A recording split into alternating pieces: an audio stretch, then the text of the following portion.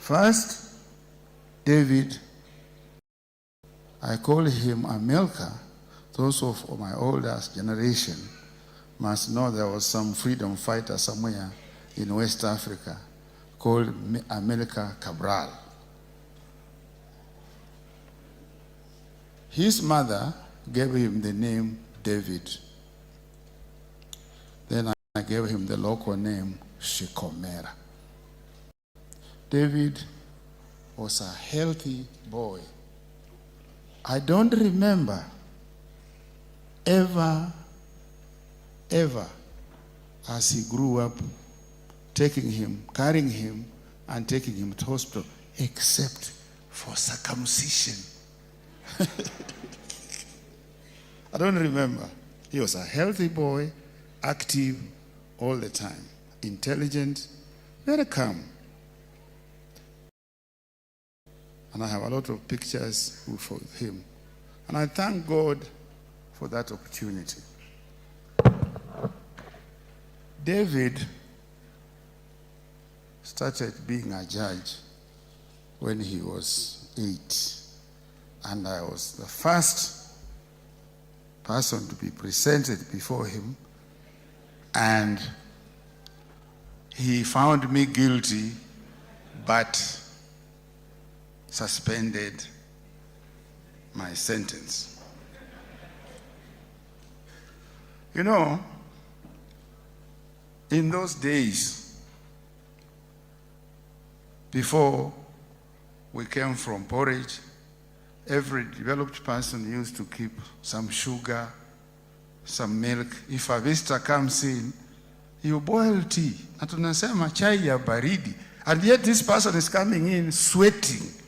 So you wonder, chai ya baridi?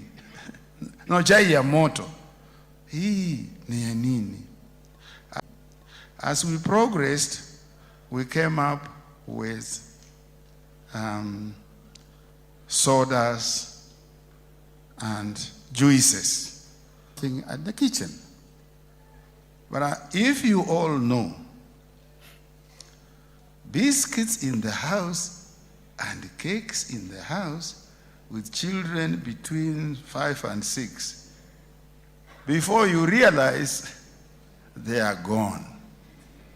Somehow, if you have a drawer, you put them in the topmost drawer so that they don't finish. And you're not doing it badly.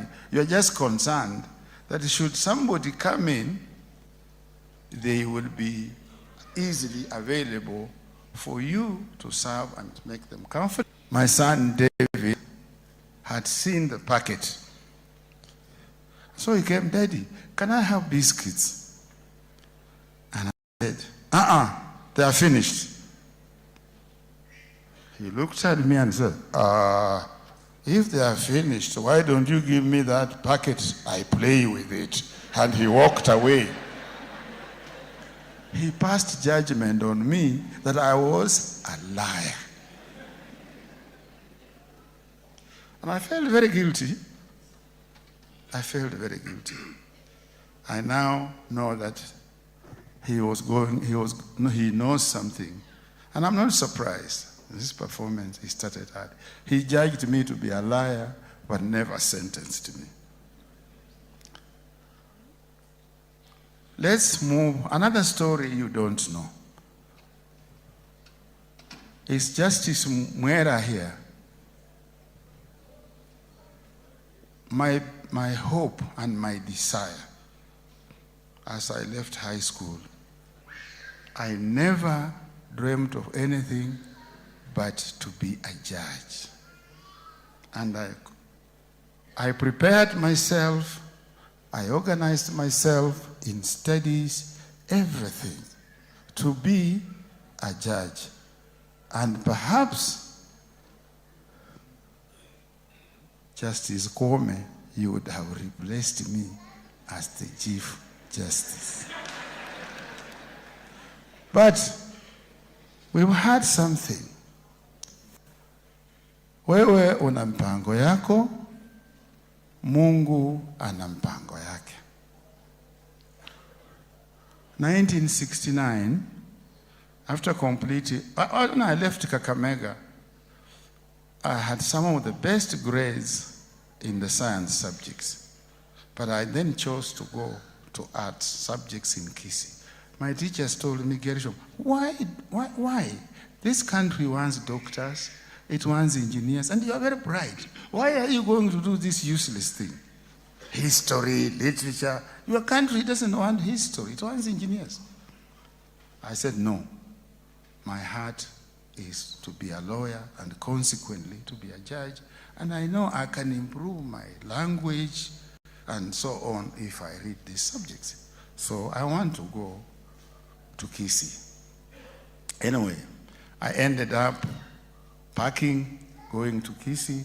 But when I arrived in Kisumu, I met some fellow whose name I've forgotten, whom we were with. And he told me, where are you going? I said, I'm going to Kisii. He said, why? I'm going for my A-level. He told me, no. Another very good school has come up called Kenyatta College, HSD. You know, from Kisumu by bus then was 5 shillings, OTC. So I got onto the bus with this young man. I trusted him.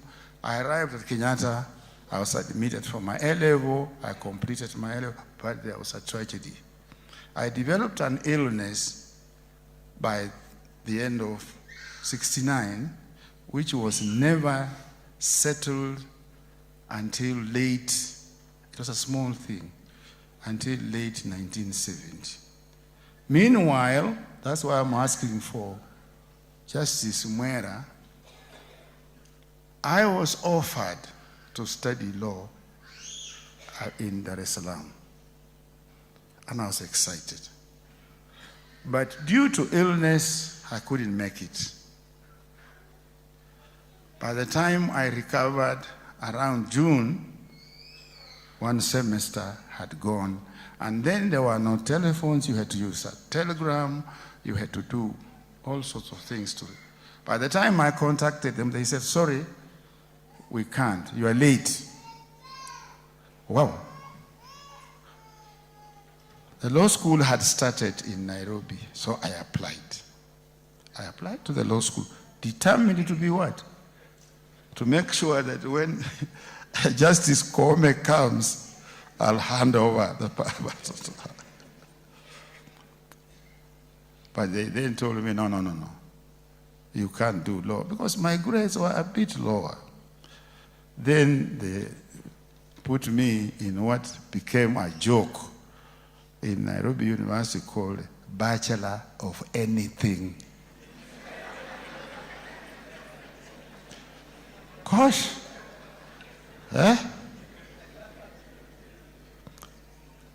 I decided to make the best of it. Then there was a course called 311.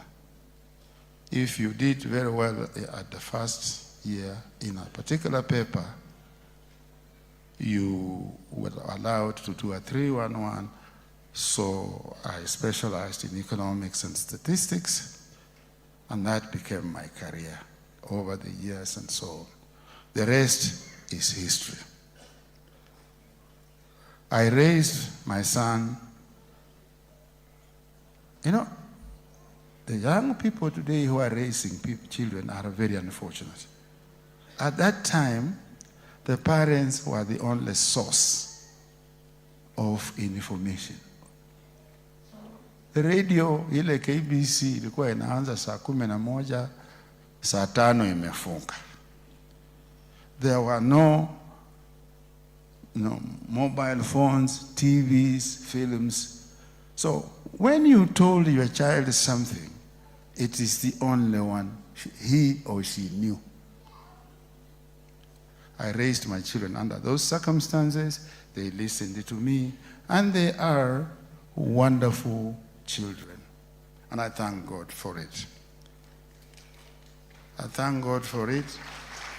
And David was one of them.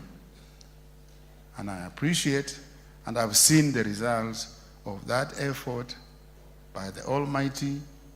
And I want to repeat that I'm intensely grateful to all of you for the love you showed, to thank God for making him who he was, and I'm just defeated. I have no more to add. Thank you. The church, wow, you are a wonderful people. You raised me. I came in almost on my knees, but the songs, the music, the talk. I hope when I walk out of here, I'll not be supported by people to come in. Thank you to you. I thank God. I thank you. I thank the leadership for that. My 3 are here who are waiting because I think they just want to say hi. Thank you and thank you.